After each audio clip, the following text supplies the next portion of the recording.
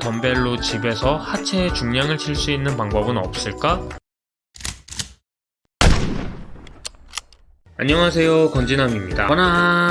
오늘 날짜 2020년 12월 8일. 오늘부터 코로나로 인한 사회적 거리두기가 2.5단계로 강화되었는데요. 그로 인해 앞으로 3주간 모든 체육시설의 운영이 중단되었습니다. 쇠질이 삶의 이유이자 목적인 헬창들에게는 아마도 근손실과 함께하는 가장 잔인한 한 달이 되지 않을까 하는 생각이 드는 바야흐로 이제는 홈트가 옵션이 아닌 필수인 시대가 되어버렸다고 생각합니다. 다행히 저도 아주 미니멀하지만 이전에 구비해놓은 맨몸 운동 장비와 덤벨을 가지고 부족하더라도 집에서 계속 운동을 이어나갈 생각입니다. 그런데 문제가 한 가지 있었는데요. 다른 부위는 어느 정도 각이 나오는데 하체만큼은 당초에 중량을 칠 수 있는 방법이 없었기 때문입니다. 상대적이지만 헬린이인 저한테는 고중량이라고 해봐야 제 체중인 7-80kg 정도만 있으면 되는데 제가 가진 장비로는 20kg짜리 덤벨 두 짝으로 만들 수 있는 40kg가 최대였기 때문입니다. 그래서 덤벨로 집에서 하체의 중량을 칠 수 있는 방법은 없을까?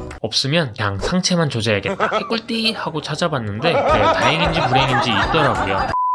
바로 스플릿 스쿼트인데요. 이 운동은 이미 유명 유튜버분들을 통해서 안전하고 효과적인 하체 운동으로 소개된 바 있는 운동이기도 합니다. 스플릿 스쿼트의 대표적인 장점으로는 편측성 운동, 즉 한 발로 운동을 함으로 인해서 양발을 동시에 사용하는 운동에 비해 좀 더 기능적인 훈련이 가능하다는 점과 척추를 압박하지 않고 훈련이 가능하기 때문에 부상 위험이 적다는 점입니다.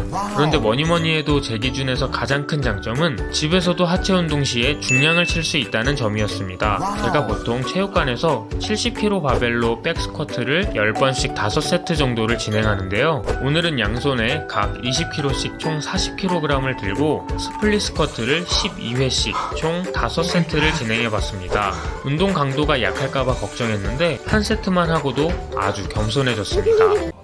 그리고 개인적으로 좋았던 점은 저는 하체 전면보다 후면의 자극을 선호하는 편인데 스플릿 스쿼트는 확실히 하체 전면보다 후면의 자극을 강하게 받을 수 있었습니다.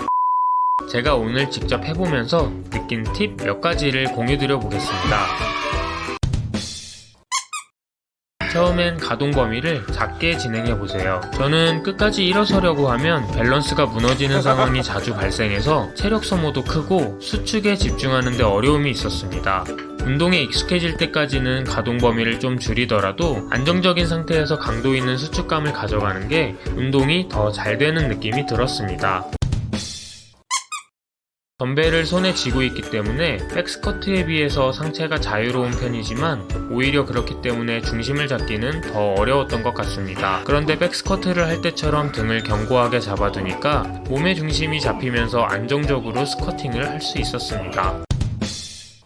스트랩을 사용하세요. 백스쿼트와 다르게 손으로 덤벨을 쥐어야 해서 전환이 안정적으로 버텨주지 못하면 운동 시 오롯이 하체에만 집중력을 유지하기가 어려웠습니다. 전환이 단련되는 효과를 기대할 수도 있지만 효과적인 하체 운동을 위해서는 스트랩을 사용하는 것도 추천드리고 싶습니다. 저는 오늘 홈트를 통해서 스플릿 스쿼트가 앞으로 3주간 제 하체 홈트의 메인 종목이 되기에 조금도 부족함이 없다는 사실을 깨닫게 되었습니다. 다른 건 몰라도 하체만큼은 중량을 좀 쳐야겠는데 체육관도 못 가고 집에 바벨도 없어서 고민 중이시라면 스플릿 스쿼트를 적극 추천드리고 싶습니다. 어려운 시국에서도 여러분들의 근손실을 방지하고 강력한 하체를 만드는데 이 영상이 조금이나마 도움이 되셨기를 바라고요. 저는 더 유익하고 재밌는 영상으로 다시 돌아오도록 하겠습니다. 그럼 오늘도 건강한 하루 되시고요. 또 봐요. 건바.